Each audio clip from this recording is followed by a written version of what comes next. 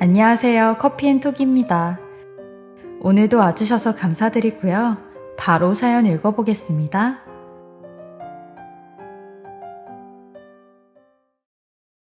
안녕하세요. 저는 이제 결혼한 지 3년 차로 신혼을 보내고 있습니다. 남편과는 늘 사이가 정말 좋아요. 제가 재택근무를 하는데도 살림 절반 이상을 도와주고 공평하게 무엇이든 도와주려고 하는 따뜻한 사람이죠.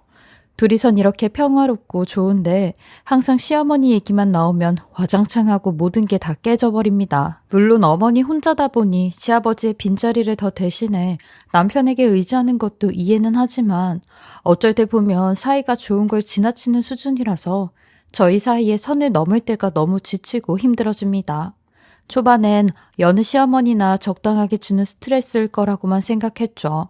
가끔 보면 남편과 시어머니 사이에 정신적으로 끈끈한 탯줄이 연결돼 있다는 것 같다는 생각이 들 정도예요. 남편에게 시어머니 이야기를 몇 번 진지하게 해봤는데 그럴 때마다 엄마가 외로워서 그래 라며 마치 제가 시어머니를 이상하게 몰아서 자주 보지 않는다는 식으로 해석을 하니 뜻하지 않게 남편과 마찰이 생겨서 점점 저도 피하게 되더라고요. 지나친 어머니의 간섭 때문에 아이도 더 미루고 있었어요. 결혼 전까지만 해도 이런 가정일 줄은 정말 꿈에도 몰랐거든요. 매일 10번도 넘는 통화인데 이산가족 상봉 수준으로 절절하게 얘기를 나눌 때마다 저는 더 힘이 빠져요. 이런 상황에서 아이까지 낳으면 그 핑계로 얼마나 더 자주 뵙고 만나게 될까 싶어서 일부러 더 미루고 피하는 중이었죠. 사실 이때까지 남편과 10분 이상 통화를 해본 적이 없어요. 항상 그 사이에 들어오는 시어머니 연락 때문이죠. 이럴 거면 같이 모시고 사는 게 낫겠다 싶어서 먼저 제안을 한 적도 있었어요. 그런데 제가 그런 얘기를 하면 시어머니는 어리숙고 착하디 착한 얼굴로 내가 너무 부담을 준 모양이네.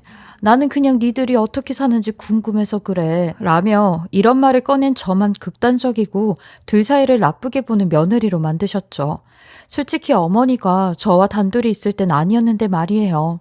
시어머니는 자주 제게 넌 내 아들 가져갔잖아 하는 표현을 써서 섬뜩하게 만들곤 했어요. 심지어 시누이도 있는데 저희 남편에게 더 목을 매달리셨죠. 대체적으로는 엄마하고 딸 사이가 더 친하고 좋은데 이상하게 시댁은 시누이와 어머니는 마치 회사 상사와 사원처럼 딱딱했어요. 시어머니가 시누이에게 반찬을 보내줘도 감사합니다 하고 90도로 꾸벅 인사를 했으니까요. 그에 반해 남편은 엉덩이부터 토닥토닥 하면서 온 몸을 쓸어주었죠. 결혼하고 남편이 손톱 발톱을 깎아달라 말해서 당황했던 적이 있었는데 그런 게 모두 다 시어머니 영향이더라고요.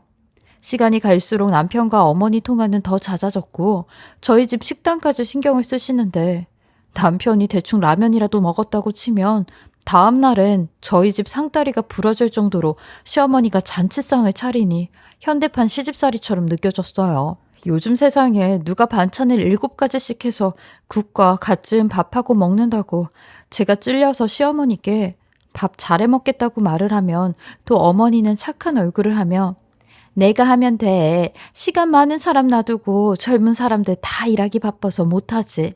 밥하기 싫으면 언제든 내가 니네 집 와서 해줄게. 알았지? 라고 했어요.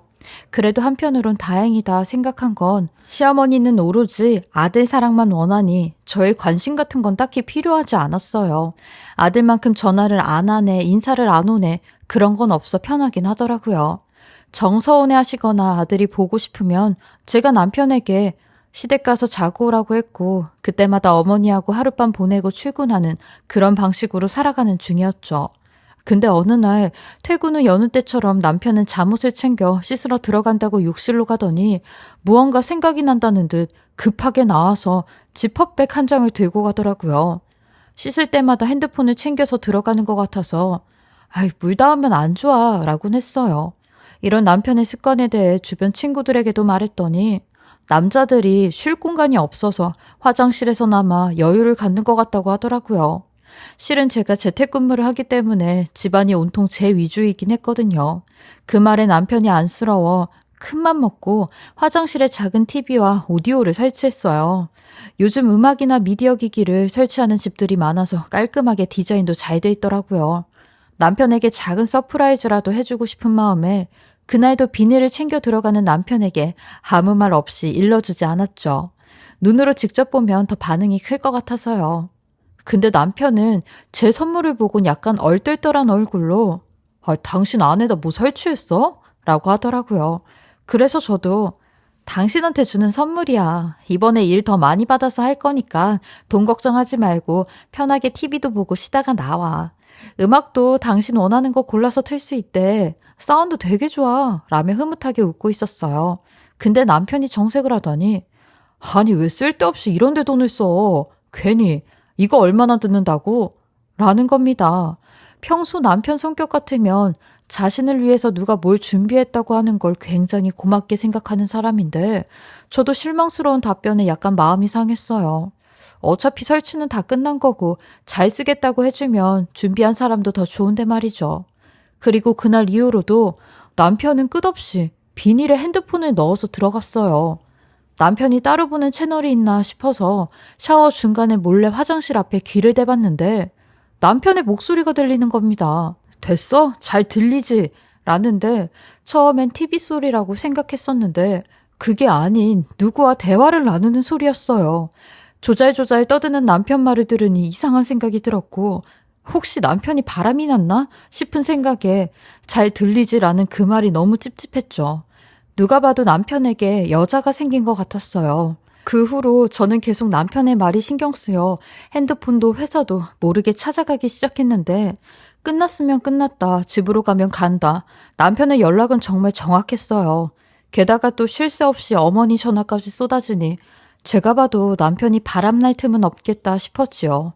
그런데도 그날 대화한 사람은 누구였을까? 라는 궁금증은 계속 남았지만 남편과 관계가 요즘 들어 더 좋아져서 그런 의심도 곧 사라져 버렸죠. 회식 마치고 돌아온 남편은 그날도 기분이 좋았는지 자연스럽게 밤을 보내게 되었고 좋은 시간을 보내고 난 뒤 저는 샤워를 하려고 일어났어요. 근데 남편 전화기에서 시간 가는 게 보이는 겁니다. 저는 그걸 보고 여보, 핸드폰에 타이머 켜놨어? 라고 했죠. 그러니 남편은 실은 요즘 내가 얼마나 하는지 궁금해서 재본 거야. 나도 좀 신경이 쓰여서. 회사에서 요즘 전립선 문제로 고생하는 선배들 이야기 들으니까 나도 걱정이 되더라고. 괜히 나중에 아이 갖고 싶어질 때 문제 생기면 안 되잖아? 라며 부끄럽게 털어놓는 남편 얼굴을 보니 화장실에 핸드폰 들고 간 것부터 너무 지나치게 제가 예민하게 굴고 의심했나 싶어 미안해졌어요. 혼자 마음 졸이면서 걱정했을 남편이 그려져 나이가 더 들어 불안해지기 전에 아이를 가져보자고 말했어요.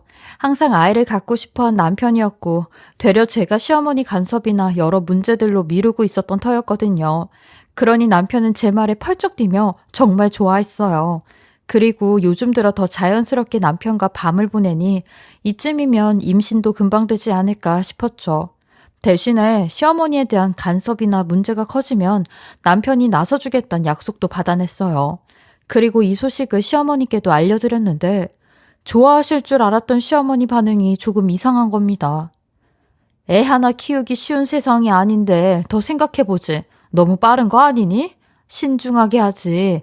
요즘 젊은 사람들 임신 기간도 피해서 시간 갖는다고 하던데 너도 생각 잘하고 우선 임신 피하는 것부터 해라 라고 하시는 겁니다. 이런 시어머니의 반응에 의아해 어머님께선 좋아하실 줄 알았어요 라며 말끝을 흐렸죠. 그러니 글쎄 난 모르겠다 라고 하시더라고요. 당연히 누구보다 좋아할 줄 알았던 시어머니의 시큰둥한 반응과 절 배려하는 것처럼 말하며 피임을 권유하는 게 기분이 좋진 않더라고요. 저는 혹시 제가 시어머니께 아이를 맡길까봐 오해하시는 것 같아 어머님, 아이는 제가 키울 거예요. 그러니까 걱정 마세요. 라고 하니 갑자기 시어머니는 불같이 성을 내시며 예, 그게 아니라 우리 애가 힘들잖아. 힘든데 적당히 하라고. 넌 가만 보면 아유, 아니다. 라고 하시는 겁니다. 그 말을 들으니 또 기분이 상해 더 이야기를 이어나가고 싶지 않았어요. 대충 얘기를 마무리 짓고 전화를 끊었는데 적당히 하라는 의미가 내내 제 머리를 안 떠나더라고요. 제가 뭘 과하게 했다는 건지 결국은 시어머니는 저희가 아이 계획을 갖는 건 싫지만 본인이 져주는 척해야 본인 아들을 보고 살 수 있을 테니까 한 수 접고 들어가는 게 훤히 보였어요. 그렇지만 저는 시어머니의 의견과는 다르게 남편과 병원에서 받은 날짜를 체크해가며 아이 만날 준비를 했어요. 솔직히 시어머니 뜻이 아무리 그렇다고 해도 저희가 내린 결정에 충실하고 싶었죠. 저는 남편에게도 어머님은 우리가 아기 갖는 거 안 좋아하시던데 라고 물으니 남편은 절대 그럴 리가 없다며 아니야, 모르는 소리다. 엄마가 얼마나 기대하고 좋아하는데 얼른 손주 보고 싶다고 엊그제도 닥달하시던데? 그래서 내가 계획 중에 있다고 하니 좋아하셨고 라는데 시어머니 대체 앞뒤가 달라도 이 정도까지 다른가 싶었습니다. 그리고 그날도 남편과 사랑을 나누었고 제 팔이 협탁에 있던 남편 폰을 쳐서 핸드폰이 바닥으로 떨어지게 됐어요. 그리고 제 쪽으로 떨어진 핸드폰이 정면으로 뒤집히더니 전에 봤던 시계 화면이 또다시 보이는 겁니다. 근데 그 위엔 익숙한 이름이 떡하니 있는데 어머니라는 이름이었어요. 그건 다름 아닌 통화 중의 상태였고 남편 놈은 여태 저와 사랑을 할 때마다 시어머니와 통화를 하고 있었던 겁니다. 그리고 시어머니는 숨죽여 그 소리를 듣고 있었던 거고요. 전 너무 놀라서 말없이 그 전화를 들어 어머님, 지금 뭐 하고 계세요? 라고 소리를 쳤어요. 그러니 시어머니는 곧바로 종료 버튼을 누르셨고 전 남편에게도 핸드폰을 집어던지며 당신 여태 시어머니랑 통화하고 있었어? 당신 진짜 미쳤어? 라며 난리를 쳤죠. 그러니 남편도 당황을 감추지 못했고 우물쭈물대며 말하기 시작하는데 남편의 그 모습에 이 일이 한두 번이 아니었다는 걸 알아챌 수 있었죠. 저는 다시 통화 목록을 살펴봤고 여태까지 남편과 밤을 보낸 날들을 대조해보니 그 시간이 포함이 되어 있었어요. 저는 울그락불그락한 얼굴로 당신 대체 뭐야? 어머니랑 뭐 하는 거냐고. 이게 뭔 상황인데? 라고 하니 아니 자기야, 별다른 건 없고 엄마가 그냥 너무 궁금해해서 엄마도 내가 아기 못 가질까 봐 걱정했거든. 근데 이렇게 몇 번 들어보면 다 안다고 해서 그리고 다른 여자도 아니고 엄마인데 어때? 우리 엄마 나 장가 보내기 전에도 가끔씩 건강하냐고 물어보곤 했었어. 라며 억울하다고 내가 바람을 폈냐 딴 여자랑 통화를 하냐 라고 얘기하는데 그 말에 말문이 턱 막혔어요.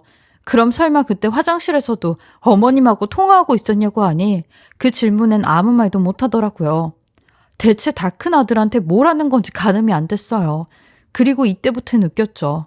비정상적인 두 모자 관계에 내가 잘못 끼어들었다고요.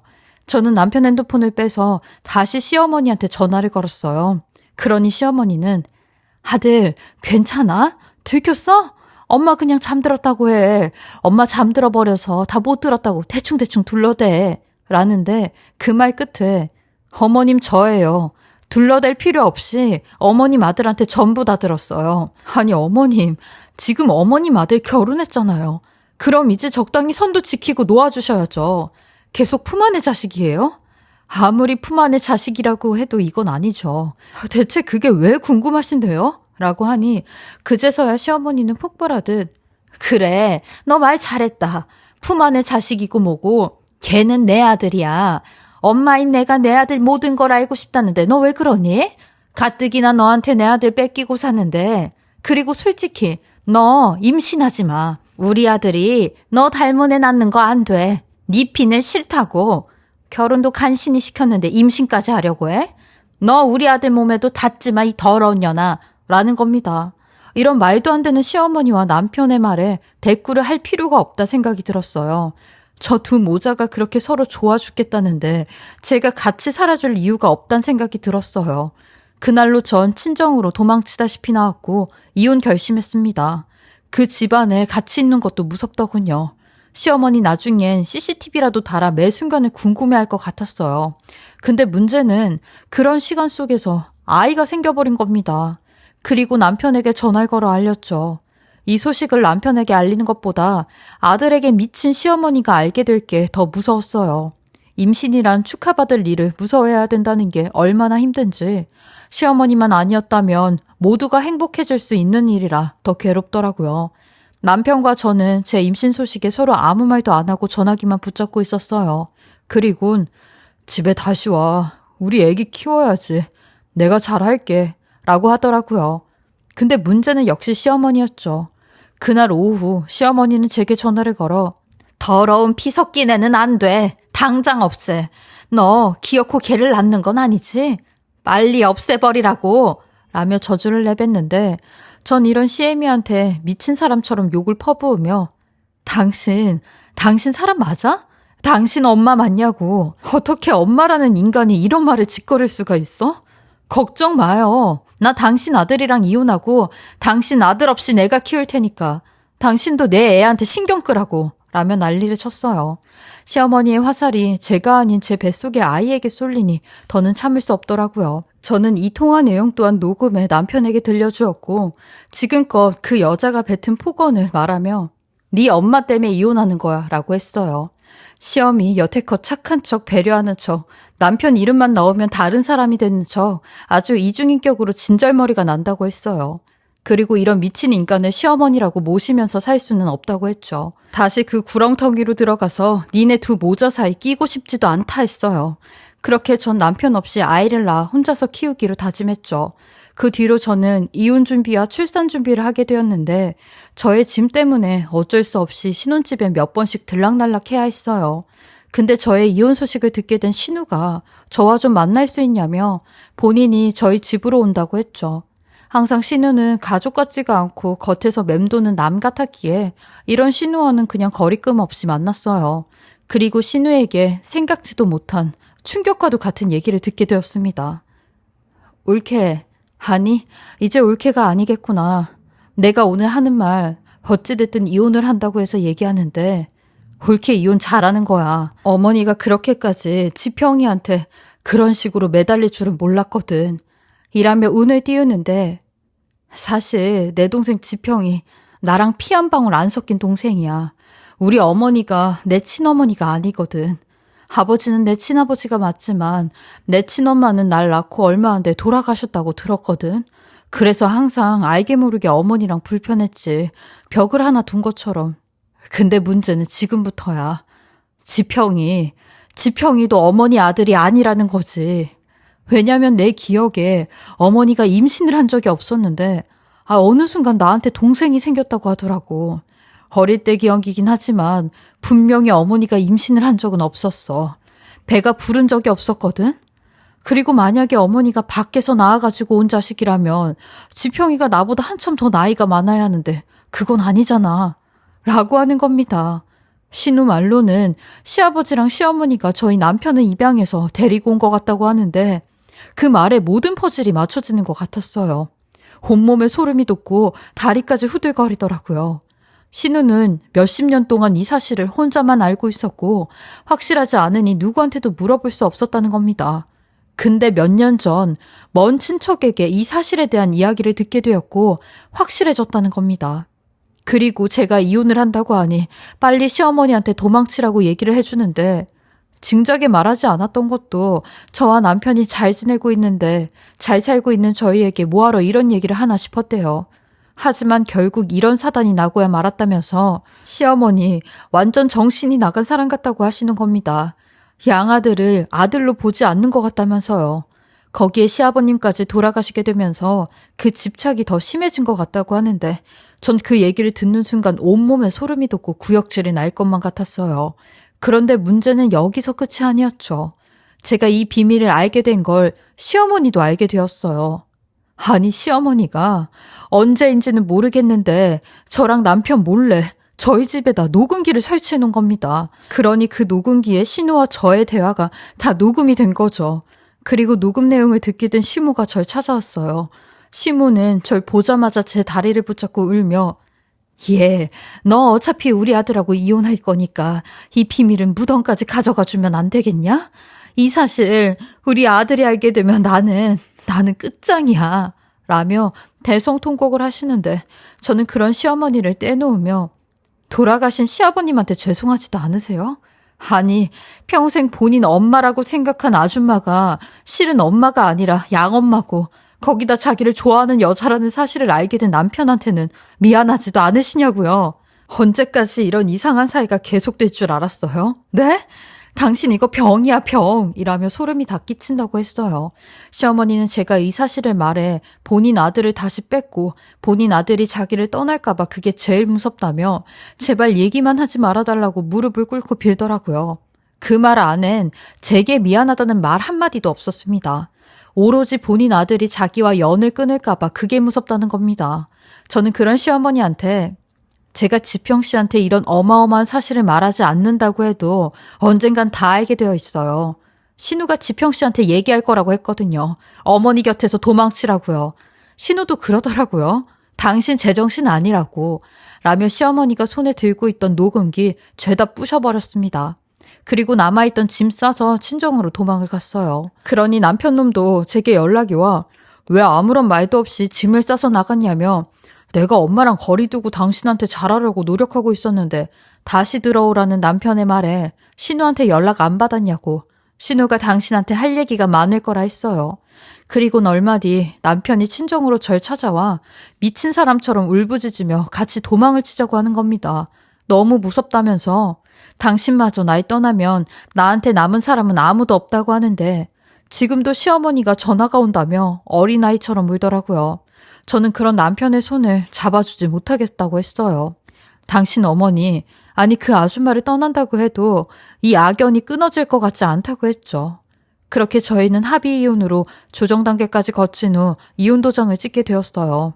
남편은 이혼 도장 찍는 그 순간에도 제게 매달리며 자기야, 나 그 여자랑 연락도 안 하고 조만간 아무도 모르는 곳으로 떠날 거야. 라고 하는데 남편의 말과는 다르게 시어머니는 저희 이혼하는 법원까지 따라와 저희를 보고 있었어요.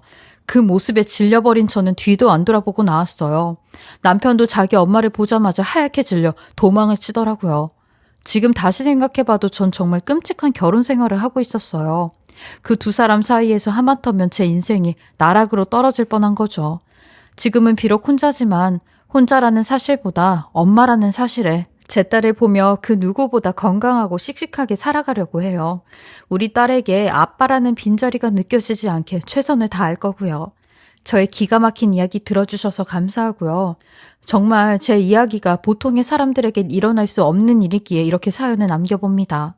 항상 건강하시고 행복하시길 바랍니다. 감기 조심하세요. 지금까지 커피앤톡이었습니다. 오늘도 끝까지 함께 해주셔서 감사하고요. 저는 다음 영상으로 또 찾아뵙겠습니다.